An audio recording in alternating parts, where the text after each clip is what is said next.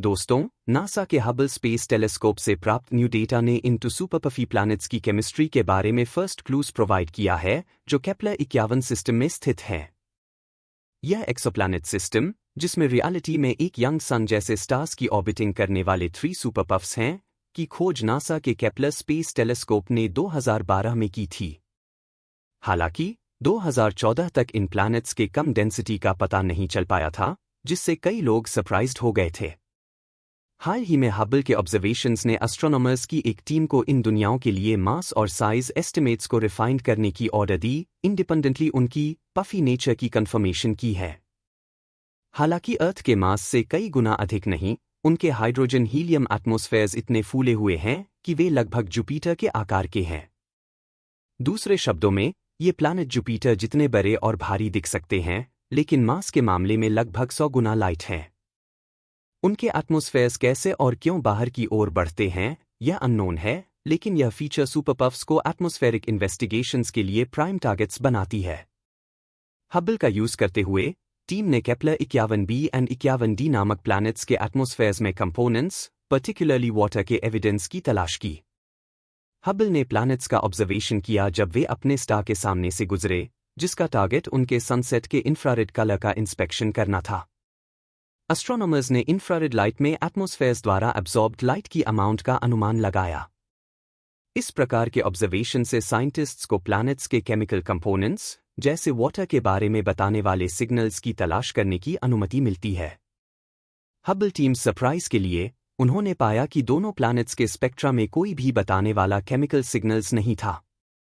वे इस रिजल्ट को उनके एटमॉस्फेयर्स में हाई पार्टिकल के क्लाउड्स के लिए रिस्पॉन्सिबल मानते हैं। यूनिवर्सिटी ऑफ कोलोराडो, बोल्डर की जेसिका लिबी रॉबर्ट्स ने कहा, यह टोटली अनएक्सपेक्टेड था। ये क्लाउड्स टीम को इस बारे में जानकारी देते हैं कि केप्लर 51b एंड 51d हमारे सोलर सिस्टम के बाहर अन्य कम मास वाले गैस रिच प्लैनेट्स के मुकाबले कैसे खरे हैं। सुपरपफ के फ्लैट स्पेक्ट्रा की तुलना अन्य प्लैनेट्स के स्पेक्ट्रा से करने पर, टीम इस हाइपोथेसिस का सपोर्ट करने में कैपेबल थी कि क्लाउड हैच फॉर्मेशन किसी प्लैनेट के टेम्परेचर से जुड़ा हुआ है। प्लैनेट जितना ठंडा होता है, उतना ही क्लाउडिया होता है। लास्ट में, टीम ने कंक्लूजन निकाला कि इन प्लैनेट्स का कम डेंसिटी आंशिक रूप से सिस्टम की कम एज का परिणाम है, जो कि हमारे 4.6 बिलियन ईयर ओल्ड सन की तुलना में ओनली 500 बिलियन ईयर ओल्ड है।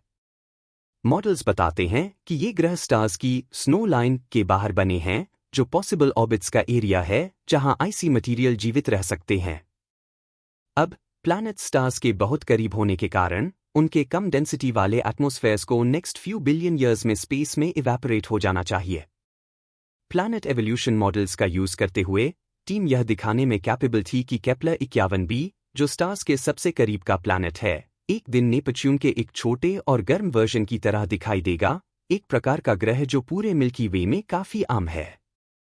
हालांकि ऐसा प्रतीत होता है कि केप्लर 51d, जो स्टार से दूर है, एक कम डेंसिटी वाला अजीब ग्रह बना रहेगा, हालांकि यह श्रिंक हो जाएगा और एटमॉस्फेयर की कुछ मात्रा खो देगा।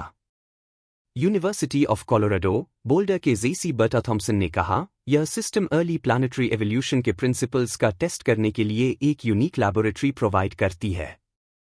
अच्छी खबर यह है कि इन दो प्लैनेट्स की एटमॉस्फेरिक कॉम्पोजिशन का डिटर्मिनिंग करने के लिए सब कुछ खो नहीं गया है। नासा का upcoming James Webb space telescope, light की लॉबी इंफ्रारेड वेवलेंथ के प्रति अपनी सेंसिटिविटी के साथ क्लाउड्स की लेयर्स पार देखने में कैपेबल हो सकता है। इस टेलीस्कोप के साथ फ्यूचर ऑब्जर्वेशंस से यह जानकारी मिल सकती है कि ये कॉटन कैंडी प्लैनेट्स रियल में किस चीज से बने हैं।